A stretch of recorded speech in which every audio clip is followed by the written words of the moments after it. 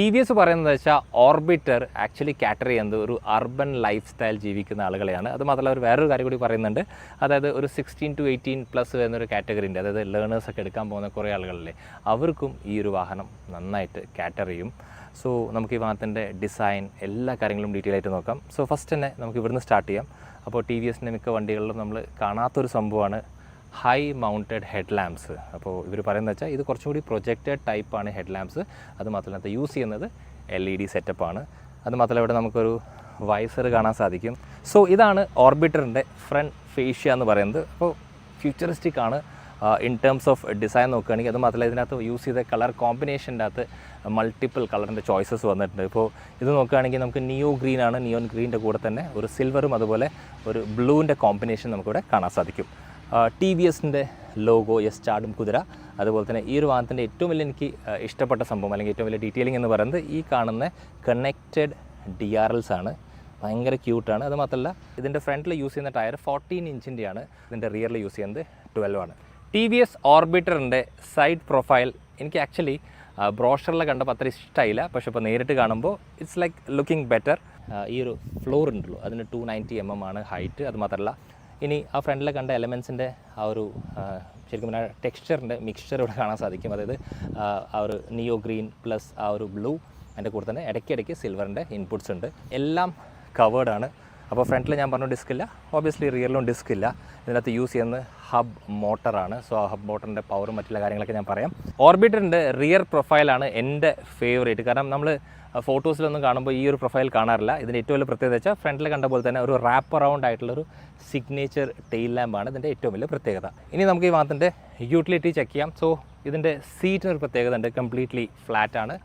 പ്രത്യേകിച്ച് 2 പേർക്ക് സുഖമായിരുന്നു യാത്ര ചെയ്യാൻ പറ്റും. 2 പ്രോപ്പർ എന്താ പറയുക നോർമൽ സൈസ് ഹെൽമെറ്റ്സ് ഇതിൻ്റെ അകത്ത് സുഖമായി കൊള്ളും. ഇനി ഈ ഒരു ഭാഗത്ത് നോക്കുകയാണെങ്കിൽ നമുക്കൊരു ചെറിയൊരു ഗ്ലോ ബോക്സ് അവൈലബിൾ ആണ്. ആ ഗ്ലോ ബോക്സിൽ നമുക്ക് ഫോൺ മാത്രമേ വെക്കാൻ സാധിക്കുള്ളൂ. ഈ ഒരു ഭാഗത്താണ് ഈ വണ്ടീനെ ചാർജ് ചെയ്യുന്നത്. അത് മാത്രമല്ല ഇതിനൊരു USB കൂടി കൊടുത്തിട്ടുണ്ട്. അപ്പോൾ ഇവിടെ ഒരു USB-A ആണ് കൊടുത്തിട്ടുള്ളത്. ഇനി നമുക്ക് നോക്കാം ഈ വണ്ടിയിൽ ഇരുന്ന് നോക്കുമ്പോൾ എങ്ങനെയുണ്ടെന്നുള്ളത്. സോ വണ്ടി കാണുമ്പോൾ ചെറുതാണെങ്കിൽ പോലും ഇരിക്കുമ്പോൾ ആ ഒരു സൈസ് നമുക്ക് ഫീൽ ചെയ്യുന്നുണ്ട്. അതുപോലെ തന്നെ ഇതിൻ്റെ ഹാൻഡ് ബെയറിൻ്റെ പൊസിഷനിങ്ങും പ്രോപ്പറാണ്. സോ ഇവിടെ എന്തൊക്കെയാണുള്ളത്? ചെറിയൊരു TFT സ്ക്രീൻ ഉണ്ട്.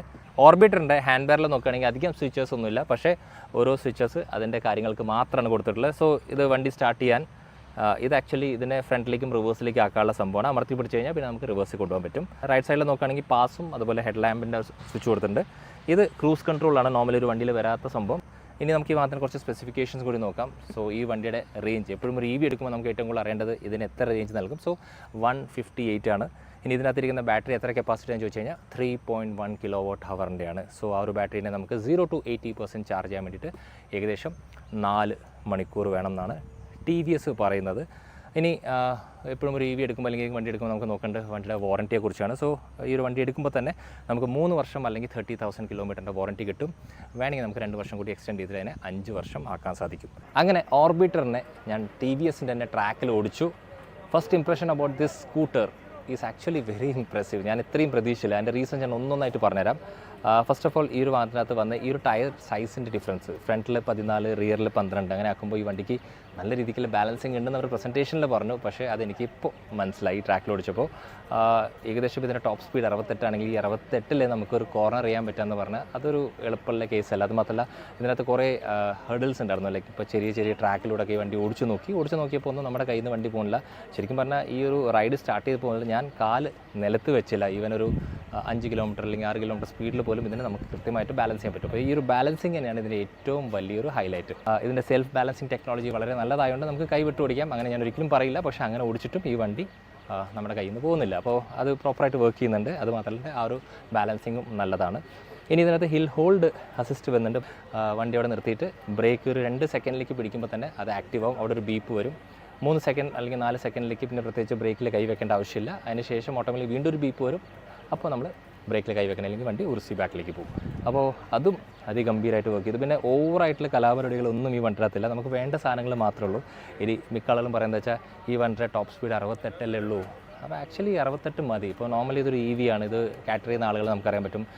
സ്കൂൾ ഗോയിങ് എന്ന് പറയുമ്പോൾ ഏകദേശം ഒരു 18 വയസ്സിന് ശേഷം അല്ലെങ്കിൽ കോളേജ് ഗോയിങ് കുട്ടികൾ, അല്ലെങ്കിൽ ഇപ്പോൾ വീട്ടിലുള്ള കുറച്ച് മുതിർന്ന ആളുകൾ, ഈവൻ നമുക്കിപ്പോൾ ജെൻസിയിൽ വരുന്ന ആളുകളും എല്ലാവർക്കും ഇത് കാറ്റർ ചെയ്യാനുള്ള റീസൺ എന്താ വെച്ചാൽ സേഫറാണ് വണ്ടി. സോ ഇതൊക്കെയായിരുന്നു TVS ഓർബിറ്ററിൻ്റെ ഫസ്റ്റ് പ്രിവ്യൂ. ഞാൻ കുറച്ച് കൂടെ ഓടിച്ചുള്ളൂ. ഇനി ഈ വണ്ടി നമ്മുടെ കയ്യിൽ കിട്ടുമ്പോൾ ഉറപ്പായിട്ട് ഇതിനെക്കുറിച്ചുള്ള ഡീറ്റെയിൽസും അതുപോലെ റേഞ്ച് ടെസ്റ്റൊക്കെ നമുക്ക് നടത്താം.